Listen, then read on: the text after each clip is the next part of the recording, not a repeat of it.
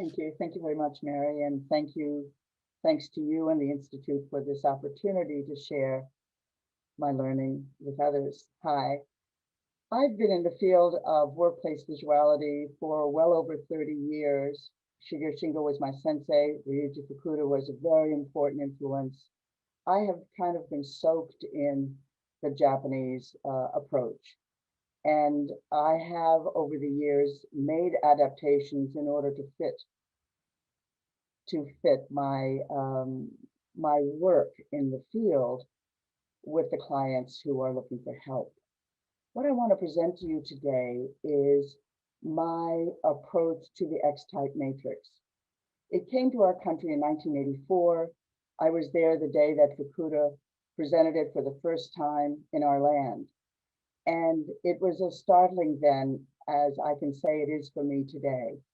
For me, it is pretty much a perfect format for doing the very important leadership function of deciding and driving. And I'll have many comments on that. This is going to be about a 50-minute presentation. We'll stop certainly at the end for questions and maybe in the middle if there's a kind of nexus of opportunity. I want to move along in a linear fashion so that we can really build this understanding together. This is a briefing. This is an overview. And my field is visuality. I have a bias towards these structures.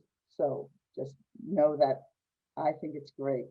And if what you will hear from me is passion, and I hope good learning. Just before we begin, I want to, let me see if I can get my controls to work. Yeah, here we go. I want to mention that the Shingo Institute has graciously agreed, asked me to prepare my material on operator-led visuality, so it's available on their website for you. You can find it at shingo.org. If you follow the prompts and the little blue drop downs, you'll see something that says online training. There's another click and you'll be to the place where you can see video clips of this very important system for involving operators in the journey to a fully functioning visual workplace. And there's a $500 coupon. This is, Mary has been a tremendous help in marketing this and sort of conceptualizing how it will be presented. I'm very, very grateful. So take a look at that. I also want to say that this is our agenda for the day, the briefing of what is it, why is it important, and how to build it in broad strokes. And you can get a PDF of this presentation by contacting us at contact@visualworkplace.com. You can also find out about our other Visual Workplace webinars, which will begin in January. We'll be doing our full array of Potion, which I'll introduce you to in a moment, and other of our 9 methodologies in visuality. We have a very robust curriculum, and we have the opportunity of online webinars to share them. So please be in touch with us, and you can visit us at visualworkplace.com. So let's move into the agenda. The X-type matrix, what is it? This is what it looks like blank. When I look at this, I'll share what I see. What I see is architecture. What I see is constraint. And I'm wondering, if I were looking at this for the first time, I would wonder what that constraint would have me do. What this format, which has sections, how this format works in relationship to itself, and what benefit it can give me by, in a sense, forcing me to use it like this. So this is it at the beginning, the X-type matrix, and I'll work through why it's called X-type, and we'll work through all of those cells so you can see how it works.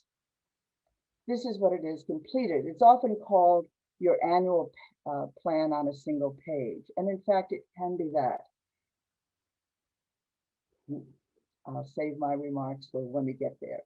So here's our definition of the X-type matrix. It is in my estimation, the premier format for defining, linking, and aligning a fixed set of strategic goals, a predetermined set of strategic goals, with tactical projects to reach those goals and the measures that tell you how much, what does success look like, and that align also the available resources in terms of people and methods in order to allow the company to achieve high levels of improvement outcomes, synergies, and corresponding breakthroughs and corresponding stability.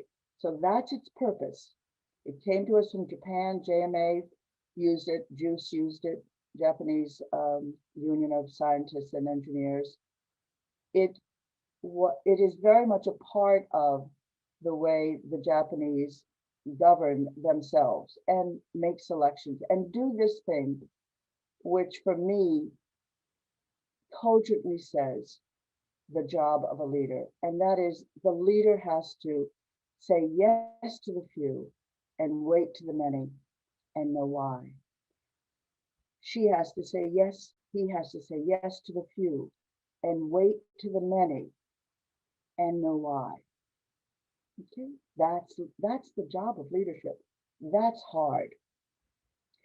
When we talk about alignment, we're talking about a phenomenon that would look like this. It is bringing the pieces together so that when they are situated in alignment, they become not just stronger, but clearer. Their individual functions is surfaced, and we can see what they mean, and we can see how to use those resources. Alignment is difficult to do without a visual background.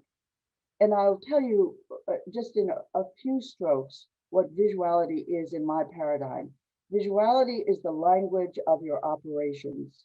It is the vocabulary of your operations, the details of your operations made visible, made available to the sight. We also use some of our other senses, but we as humans are sight dominant. 50% of our non-voluntary brain function is dedicated, 50% of our non-voluntary brain function is dedicated to finding and interpreting visual data. We are sight dominant, no less so for the operator, no less so for the executive. This is what alignment looks like in my shorthand. The first is a lot of folks moving in a direction, trying to get work done. And that little red arrow is committed to its direction. It feels it's doing the right thing. When the organization aligns, all those arrows line up and you get this vector force. You get not only the individual effort, but you get the synergy of the group effort, and you move forward with great force and great effectiveness. That's what the X-type matrix is for. There are other complementary tools, but for the leader, it is the heart of the matter. Let me give you some other introductory remarks about visual leadership, which is part of my field. Why the X-type matrix is important as a tool of visual leadership. Let's take a look. So I want to introduce you to, very quickly, the idea of doorways and the idea of visual thinking. In a visual workplace, the outcome of a fully functioning visual enterprise is a workforce that knows how to think visually. But how do you segment that workforce so that you can get the different language that operators need, which is different than supervisors, which is different than the executive? How do you get that granularity of visual devices? Because it's the devices that represent, that comprise the vocabulary. And the way that I've done it is by segmenting it into so-called 10 doorways. Doorway 4 is for executives, and it includes metrics, problem solving, and the visual leadership part that you could call Hoshin. I'll give you a little bit more detail on that in a moment so you can see that it is about visual constructs working together. The language is visuality. the vocabulary is made up of visual devices. That's 4 doorways. That's the 4th doorway. There are other doorways as well. The first doorway is for operators. The 6th doorway is for pokeyoke. The 7th doorway is for your visual machine. These are segmentations of the language, segmentation of visual devices. What do I need to know? What do I need to share? And you can read more about this in my book, Visual Workplace. It's a good overview book. It's got a couple of hundred photographs. It is really the foundational book of my writing. So we're going to look at this 4th doorway, and we're going to make the distinction between leading and managing. This came to my attention in 1987 when Florida Power and Light won the Deming Prize, 1989. This is the first non-Japanese company in the world to win the Deming Prize, which is, of course, the supreme prize, if you will, the Nobel Prize in manufacturing in Japan. And Charles Turner was at the helm at that time, and he made a speech upon winning. And this was part of his speech, which to this day I find extraordinarily telling.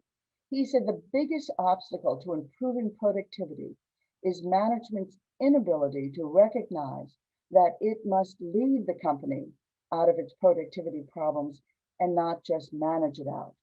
There is a great deal of difference, and then he defines it. Leading means setting the vision, inspiring others by example, and following up to make sure that the vision is met, the vision is accomplished. Deciding and driving. Deciding and driving. Let's go on and build from there. Just to give you a sense of the array, I will introduce the 6 constructs of visual leadership. I want you to notice that these constructs are literally physical. They can be physical on your computer screen in our now almost totally COVID event, but they are also physical on your desk. These happen to be flat, 2-dimensional objects. First, we have visual displays, and the blues are all related. Then we have metrics and problem solving, and then we have the roadmap.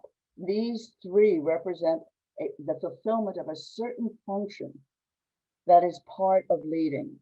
And the other 3, the operation systems improvement template, my version of the Toyota Tempo, which I find for Western companies, that means companies, any company outside of Japan, is not sufficient to help the leader make the decisions that are required of him or her.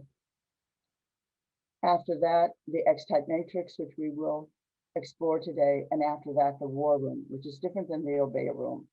The Obeya room really belongs up at the top of the blue where it says visual displays. It has importance, but what it lacks, if any of you are familiar with Obeya rooms, which is a room with the information, the KPIs, the lists, the projects that are currently underway in your company. But what it lacks, if I can just insert this and have you think about it perhaps later, is that it's very difficult to drive. It's very difficult to drive information. It's one of the great outcomes of using structure with a purpose to help you focus on what are the few that I need to say yes to, that I need to put energy behind. So thematically, these 6 constructs are held together with those premises. This is by way of introduction. We're going to devise the X-type matrix in just a moment. I want to go over these 4 premises of visual leadership. If you were at the annual conference, these will look familiar to you. But they're fundamental, and they're a distillation. I've been working in this field for almost 40 years.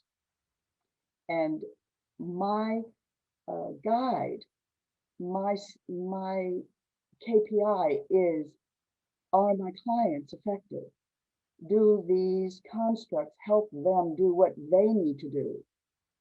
Or do they distract me? Well, I have worked very hard to make them useful and not distractive. And these are the 4 premises for leadership. The first is leadership is not a gift. It is not something that's bestowed on those special individuals with a charismatic personality and the very expensive business school education. We set that aside. That is a premise where we say, this premise says what we are not. What it is, effective leadership, and we're talking here about executive and then the link leadership of direct reports, but we're beginning with executive, is a set of skills that can be cultivated, learned through an array of visual concepts and constructs, formats that reflect the principles and practices of visual thinking. And I'm going to introduce several of them that really pertain to the leadership function. So the premise here is that someone who is a manager versus a leader can learn to be a leader. And the distinguishing mark there is the management is about supporting, coping with, making do effort, and leadership is about deciding and driving. It's a very clean distinction, deciding and driving. It can be cultivated. And these formats, I have seen this over the years. These formats will transform managers into leaders, and those leaders will become executive and very valuable members of their team, and then they will teach others. The third premise is that the constructs are specifically designed to embed information, which is the condition of all languages, information and meaning that's being shared, that triggers the behaviors, here it is, of deciding and driving, in short, how to say yes to the few and wait to the many. And the fourth premise is that visual leadership is about structure. These formats, that architecture that we saw before, these are architectures of constraint. Their power rests in their limits because they force behaviors. You may do it reluctantly, but if you want to learn to use the format, you will say, okay, let's see what you've got for me. Let's see if you can teach me anything. I will experiment with this format and see what it teaches me. In those limits is the freedom of being a leader, the accountability, and also successful stewardship. I'm saying this because I've observed it over the years, over the decades of doing this work. I'm also saying to you that you can expect much, much more of yourself and of others in the leadership role, much more. And I will surface those points as we go through the third part, how to build the X type. So here we are with the X type before. It is a blank piece of paper. It's barely two-dimensional. It's just sitting there with some formulations on the top, which I call constraints, which I called architecture, which I call function, that the segmentation has a purpose. Your annual plan on a single page, let's see what it makes us do. So I'm going to walk through this, and it's a little bit of a complex animation that has always been a struggle to get just right, but I think it's pretty good now. So this is the second of the leadership tools that we showed you before of the 6. The first is the Operation Systems Improvement Template, which is like the Toyota Temple. The second is the X-type matrix. Okay. With the Operation Systems Improvement Template, you have your vision, you have your values, you have your principles, you have an understanding of the strength of your systems, you have an understanding of the resources that are available to you in terms of methodologies within your organization, And now you sit down to put it together and say, what is this company that I'm leading going to do in the next year? And you'll start this process the first time probably in October. By the second or third time you do it, you'll start it in December, but you will start it ahead of time. You'll be bringing these pieces together. So just a moment. I just needed to move something out of the way. Okay. Leadership tool 2, the architecture of constraints, the power of limits, the power of limits. What the limits help us do, how constraint becomes our friend, how we are assisted by a two-dimensional, by a piece of paper, by a format. What excitement. All right. In the middle, in the middle of the lower left is a square on the X-type matrix that literally has an X in it. That is why it's called the X-type. And that X-type is really 4 quadrants, A, B, C, and D. Each quadrant makes a contribution to the outcome of deciding and driving. Each one is its own constraint. The first one is about the priority goals that you choose.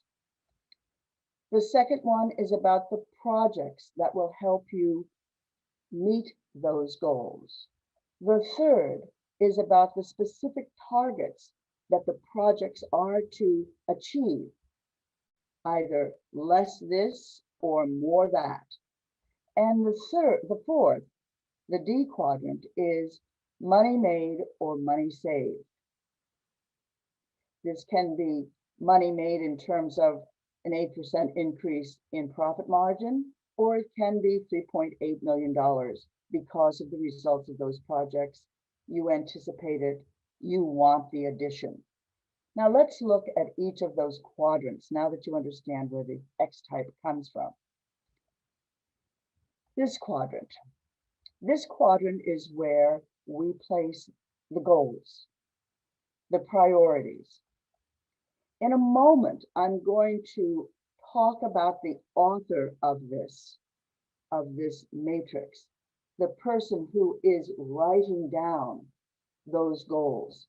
It's very important for a discussion. I just need to build it a little bit more, and then we'll go off into that part. Now here they are on their side, but I'm going to flip them in the next slide. The note says level, maybe 1, maybe 2. When we say 1, we mean the author. Who authored this? So let me show you what I mean by that in a moment. First, I'm going to flip it around so that you can see what it says. Okay, and it says, I got to look on this screen because this one is too small. Decrease direct, a decrease in direct and indirect labor cost, a decrease in manufacturing overhead costs, a decrease in raw material costs. And I should have really read them from the top to the bottom, 1, 2, 3. The order doesn't matter, but the number of them does, the quantity. And on the author level, we don't like to see anything longer than 7. 5 is good, 3 is a little skimpy, anywhere from 3 to 7 with a favor towards 5. These are primary goals. Now, I want to say something more about the mechanics. This part. The mechanics involve the what, the who, and the when. What I mean, I'm going to introduce some terms to you, and then hopefully I'll substantiate them and you'll get why I feel they're important. This discussion, this distinction between who and when is vitally important in my experience for your success using the X-type. and then we'll fill out the rest of the diagram. But I want to make this point, and I really thought to myself, should I make it before I begin the X type? Should I make it afterwards? So I'm making it here towards the beginning because of the great importance I put upon it. The who is really who drives it, who thinks it, who decides, who is in the leadership role. And I say it's I-driven. Many of you who are with us today know my work. And at the heart of my work is the primacy of the I, of the individual. This is as important for operators who are redesigning their workplaces and making them visual as it is for the supervisor who is asking himself, what do I need to know about my daily work that I don't know right now? What do I need to share that others need to know? That I is throughout the field of visuality as I've codified it. It is the I that's speaking the language. It is the I that is waiting for the answer, an answer that that I has designed so that it is in a voice that it recognizes. It is in a voice that is aligned with my function. So this who in the X-type matrix is very important. And even though it probably makes my work in the X-type a little controversial for those who don't understand, it also makes it very powerful. And let me explain. Let's go to the when. The when is this distinction happens right at the start. And the distinction is one of authorship. Who authors the X-type? Who authors the X-type is the ranking executive. That is the I and I-driven. If the ranking executive, if the X-type is on a plant level, that ranking executive is usually the plant manager. If it's on a corporate level, that ranking executive is typically either the CEO or the COO or the VP in charge of continuous strategic improvement. But there is an author. And what we say when a leader comes to us and says, I'd like to learn the X-type matrix from you, we have a discussion about this authorship. And it goes like this. Oh, sir, we're so happy, madam, we're so happy that you want to learn from us. There are some ground rules, and we consider them very important. We think that they will strengthen your understanding and make this successful. And the ground rule is that you need to do the first iteration of your X-type alone. It is not created by committee. It is not created by input. This is your first cycle. And we suggest that you follow that for the first year and the second year and the 7th year and the 12th year, that you do the X-type matrix by yourself. We offer you, as a kind of conciliation, for you to pick a direct report who can be at your side, who can be a sounding board. But we would like you to not make this a group activity. Because what is important to the organization as we see it and as our experience has told us is for you to know what you want. You may not get it, but it is for you to know, for you to claim what you want, and for you to make it very concrete using this construct, for you to follow the X-type constraints, the architecture, and begin to work these pieces against each other so that they finally fit. You'll see how these pieces are decision points in a moment, but you already know it's going to be the policy, it's going to be the projects that you want, it's going to be the achievement or the KPI level you want as an outcome, the target KPI. It's also going to be the money made, money saved that you want as the person in charge. And then there are other features in the matrix. You'll see, for example, who are your lieutenants? Who do you want reporting on this project? And what tools, what methodologies are you going to use? So this is a plan that will be self-standing. Work through it. Sometimes an executive will do this, will do the training, takes 2 or 3 hours, not long at all. And they'll jump in and they'll have their X-type ready in about 10 days. I've never seen it any faster. Sometimes it'll take 3 months. And we wait. Occasional phone call that says, how you doing, Frank? How are you doing, Francis? Need any help? No, I'm getting to it. I'm a little busy right now. It's okay. I'd like to move on. Yeah, so would we. Just as soon as you have your draft, I'm here to coach, here to reflect, here to help in any way I can, but just keep working. You, Mark, and you, your direct report, Roy, just keep working it.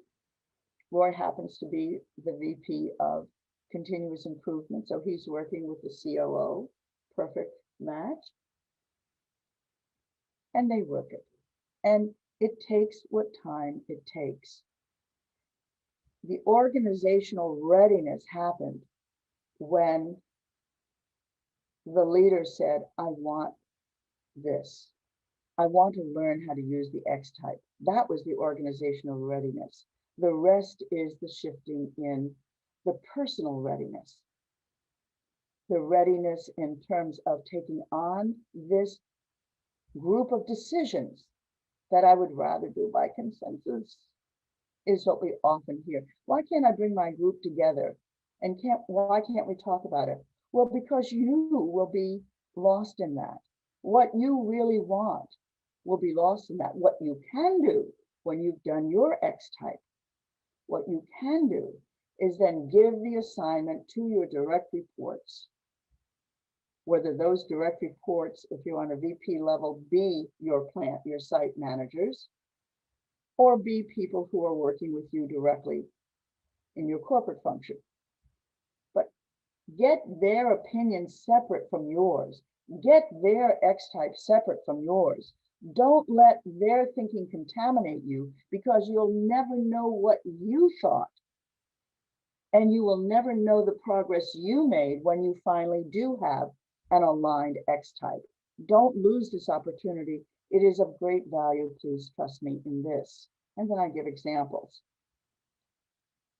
But it's very important. I'm spending this time saying to you, how you do the X type matrix will create your success or will create your disinterest.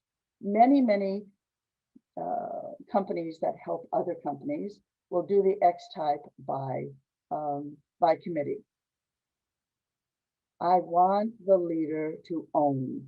I, Gwendolyn, want the leader to own the decisions, and in owning those decisions, to feel the strength of driving towards them, to feel the strength of holding steady on the course, to feel the strength of driving. It's very important, that dynamic of the I. We have this powerful internal resource. We shouldn't be afraid of it. We must harness it. It doesn't mean that the leader is rude or demanding. It means that the leader goes through an internal process and discovers his or her wants, and then places that within the question of what is possible. And to strengthen that, I have included in here definition of consensus, true consensus. It's not, and this comes from some operator materials. We do this exactly with our operators. It's not about getting your own way, and it's not about caving in. That's not consensus. True consensus is this. It is the active search for disagreement until enough agreement is met for us to move forward together. But until you know what you want, You can't know what you disagree on. And that's the point of working this alone. And I actually am trying to speak persuasively to some of the consultants who have joined us today to say, try this out. If you haven't been successful doing the group think, and maybe you have, but maybe you want to try it out with letting the individual leader make those decisions for him or herself, and then move forward together. The difference between managing and leading, I-driven leadership, deciding and driving. That's what we're talking about. So we want that dynamic of authorship. You can also, as the leader, say, Gwendolyn, I want my folks to start right away on their X type, and I promise not to look at it. But I want to give them the same assignment you've given me. They'll have one person to talk to, a sounding board, and then they'll just switch the chairs. But I want to have that, I want to have them work on it. And I want the richness of that discussion. I want them to know their know why. I want them to know what they want. I want to hear that. And actually, they may also say, as they have, it's been a missing part. They've been following me. But what I want is I want leaders working with me. And in fact, part of the Hoshin construct is to have a mission, to have a motto for the company as they go into Hoshin. And it is most often, we grow leaders. We grow leaders. That's the OPEX function. We grow leaders. There's a great deal to say about that, and I'm going to move on. So here we are on the X type. I'd like to stop for a moment, but I'm not going to. I'm going to stop in 10 minutes after I finish this, and then maybe you'll have questions about this. Hopefully I'm saying it with enough clarity for you to be able to digest it and have some commentary for us to share together. So that is, we're going to now go through on the plant manager level, what's important for a plant manager. I'm sorry, you know what? I'm just a little bit, I should have had, I beg your pardon. I should have had a second level for, a level for the VP. But the VP equivalence of this, yes, I know where it was. I didn't read it to you. It was further back. The VP will be looking for example, linearity and lead time. We'll be looking for cost reductions across the board. We'll be looking for example, this was a recent one, retrievability using their current software system. That was something that really was very irritating for this senior leader. He wanted retrievability, and man, that was going to be hard work. That was a year project right there. Retrievability from the data stream. But this was very important to him. So that would be on a GM level or a VP level. So here we have our second area, and this is for the projects. Again, you'll see a kind of self-limit of 7. That's plenty of projects. We have a project, and the project is to first is decrease raw material cost. This one is improve raw material yield. And then what comes into play is our grid, and our grid is connected. The project is connected with the priority through that little dot. You'll see these dots will help us. Now I am going to change the screen because it's very hard for me to read this on a small screen. So I'm just going to go to this on a screen that will have a little bit of residue on the bottom, but I'll be able to read the darn stuff. So here we go. All right, and here we have, that's so much better for me. Okay, so we have this cell, this connecting point, this alignment of goal with the project. Yes, we can only see your Zoom screen right now. Yes, thank you, Mary. God bless you. You are my great leader. Thank you. Now you can see my screen, right? Yes, looks good. Thank you. Okay, thank you so much. Thanks. Let's move on to the next quadrant. I have to click the screen in order to make it responsive. The next quadrant is the target KPIs.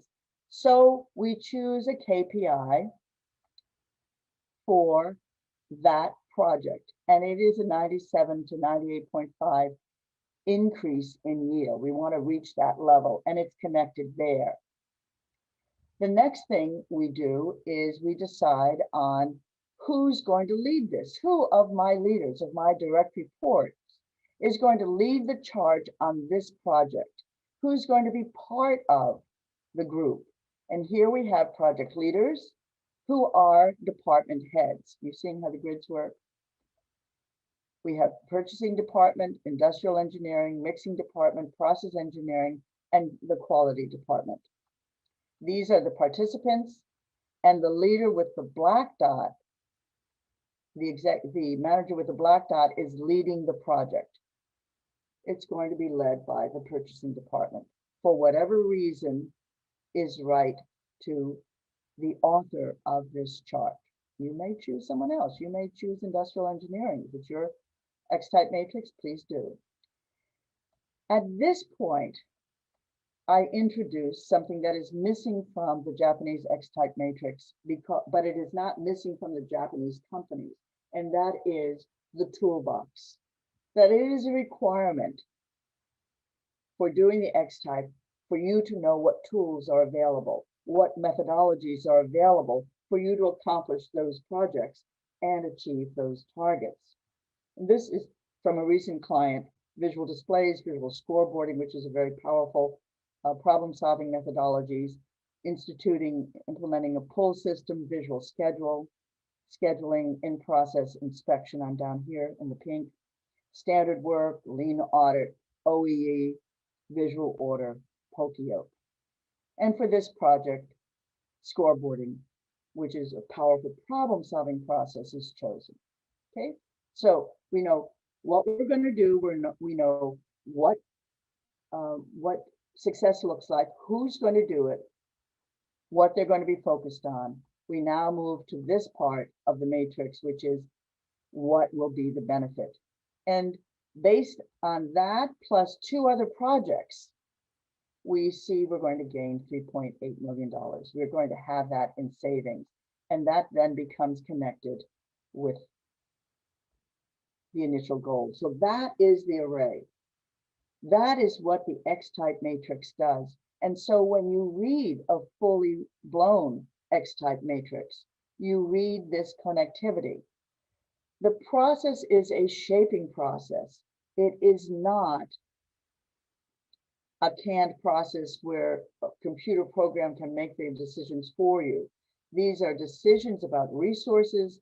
These are decisions about the capability of your team, the needs of your company, the projects that make sense, and how it all works together to create tangible benefit. You will get the benefit, the tremendous cultural benefit of working in this way. And there's a lot of discussion points outside of that, but I want to stop in a moment. I want to show you just 2 or 3 more things so you have a better understanding if this is new to you. The decision to use the X-type matrix to plan the next year is a decision that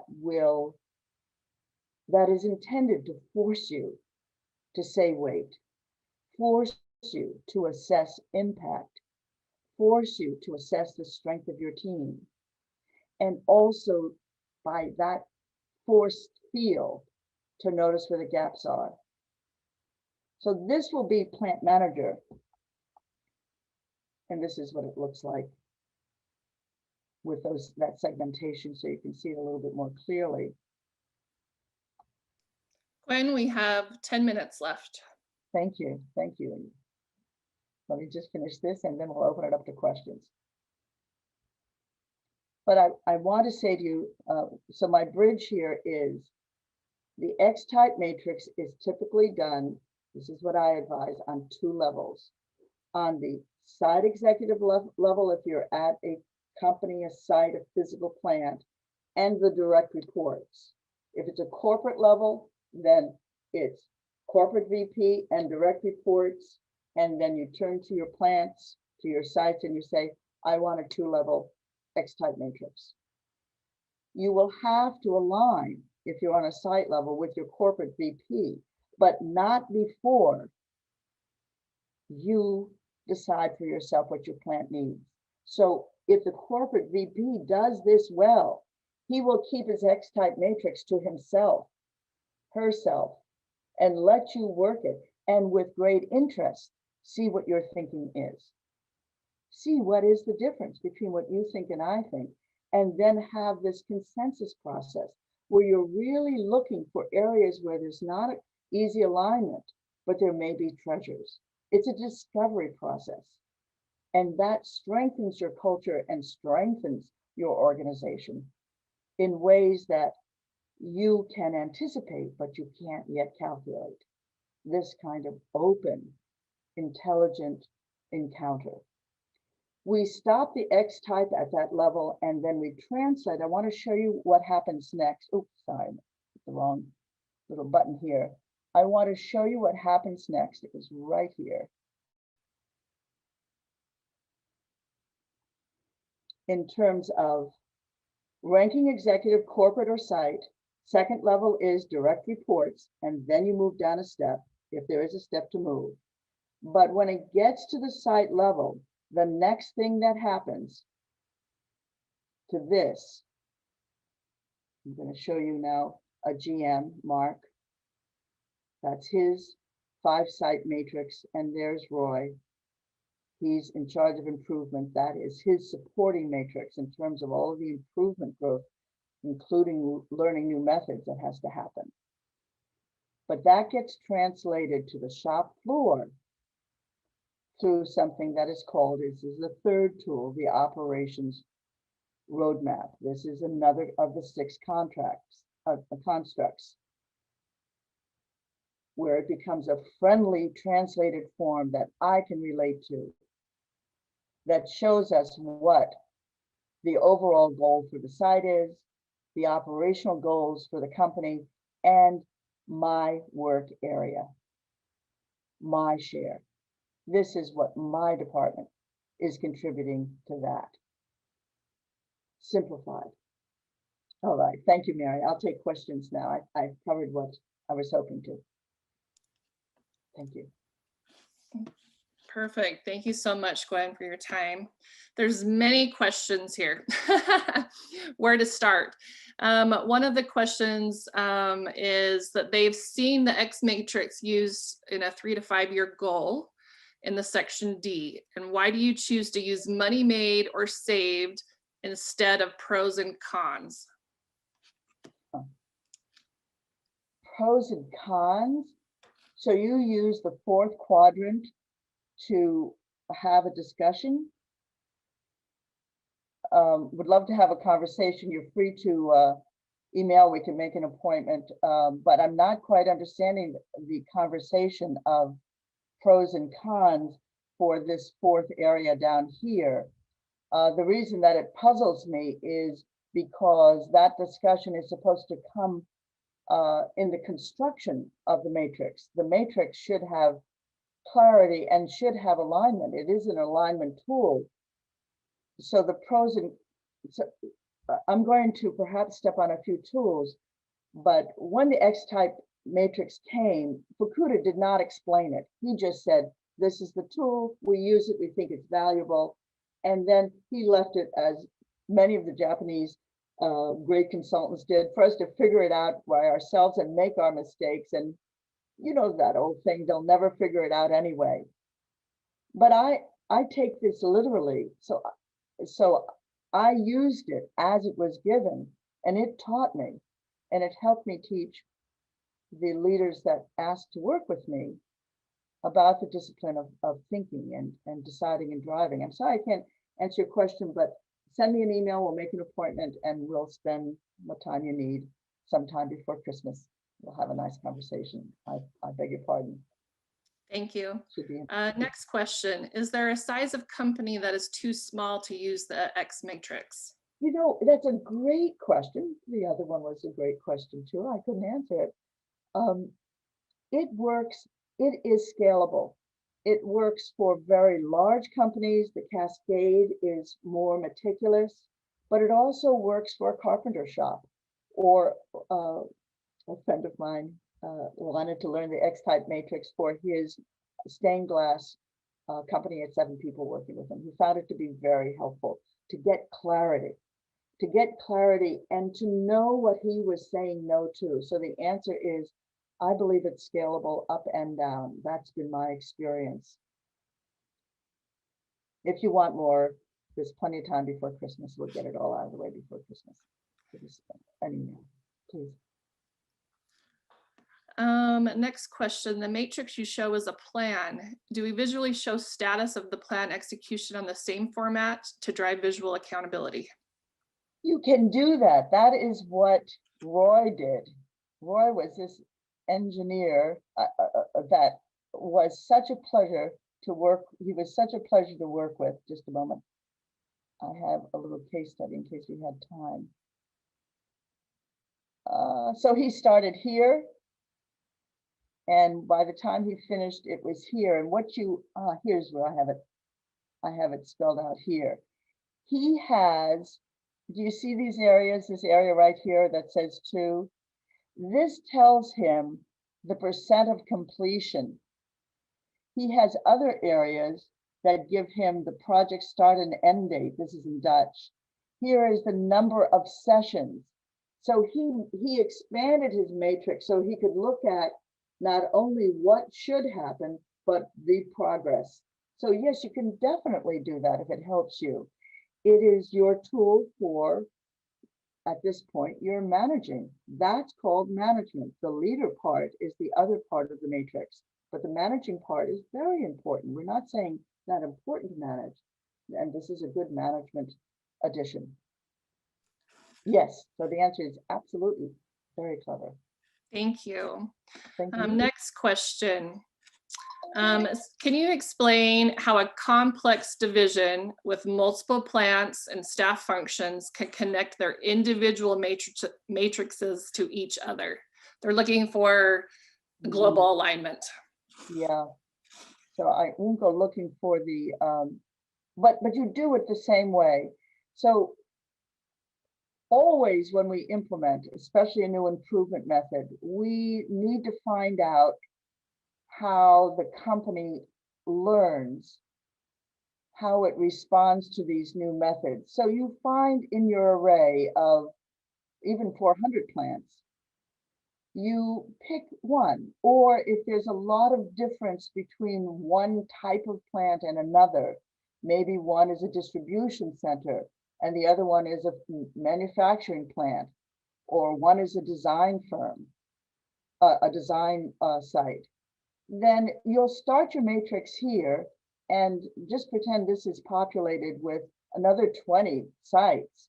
And you choose amongst them sites that will teach you, sites that will show you important differences in the process, in the thinking. You could choose, for example, you could choose a different set of variables. You could say, I want to take a winning leader, someone I know who is capable, who will eat this like candy, and I want to take somebody who doesn't like it. And I want to do my pilot in those 2 kinds of plants so I can see the difference in our culture, and I can begin to imagine ways, see ways, find ways to build those bridges, and maybe use the strength of this woman for this woman. This one's really a handful. This one is, you know, easy. She's on a accelerated track, but I want to do it. So it can be like that. So the pilot is very important, and you have to leave time for it. You can't decide to do 400 plants by Monday. You have to do your own learning. We call it, in my work, we call it the A cycle. And we say the A cycle is for your learning, and there will be casualties. It's like your first kid. You're a parent.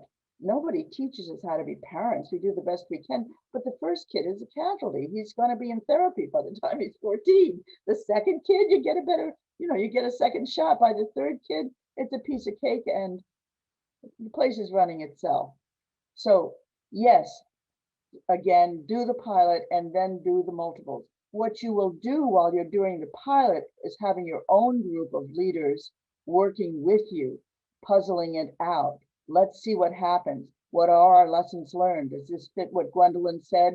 Or are we just a strange organization the way I've always believed? And so you're learning, we call it discovery teaching, discovery learning. Even as you teach the first cycle, you're going to learn so much by the questions that come back, by the mistakes people make. You're going to be teaching in order to discover. And then your students are going to start teaching you. And then you have this discovery learning. And it becomes a very fulsome process. Great question. I hope that helped. Thank you. Next question. Does this work in non-manufacturing environments like IT services or business processes? Absolutely. Absolutely. I just yesterday got off the phone with a bank that was asking the same question. How can these powerful visual tools help me? You still have outcomes. You are still translating vital information into behavior. Those behavioral outcomes often need to be shaped, but in what direction and why? Absolutely 100%. I am surprised with some companies that are non-manufacturing that they have not made the easy adaptation of using these powerful manufacturing tools for themselves. You're with zeros and ones, but you still have outcomes, and you still have an organization to drive. So absolutely 100%. We can talk about it.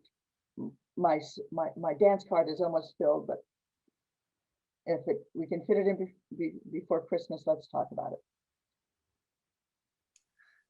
Thank you. Next question. Have you ever seen the PDSA cycle, improvement cycle, integrated into the X matrix? And how is that representative? So, but it is that cycle. It is already PDCA. It is already naming what should happen and comparing it with what happens. The first year of using Plan, Do, Check, Act, for those of you who may not be familiar with PDCA, you plan it, you are checking it, you are keeping track of it, you are making adjustments. The X-type matrix, when you construct it, is one kind of an experience. And man, oh man, that was just grueling, or man, that was so much fun, I loved it. But then you have to implement it. This is a deployable. This plan is deployment oriented. You've checked it. The people have said, yes, what you do, we didn't get into this detail, but what you do when you get your leaders involved is that they have to sign off for this. You don't just assign them. You say, this is what I want.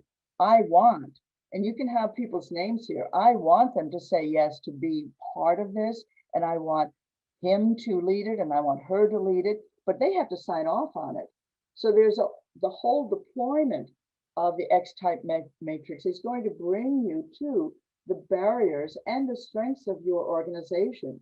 This is a transformational document, because if you use it as your touchstone, and it will be qualified as the anchor point of your deployment if you do it by owning it, as I'm describing it, I'm saying, then you can feel your passion for these outcomes, because your I want is on that page as a leader. And if you want it, then you will make adjustments in your character, in your approach.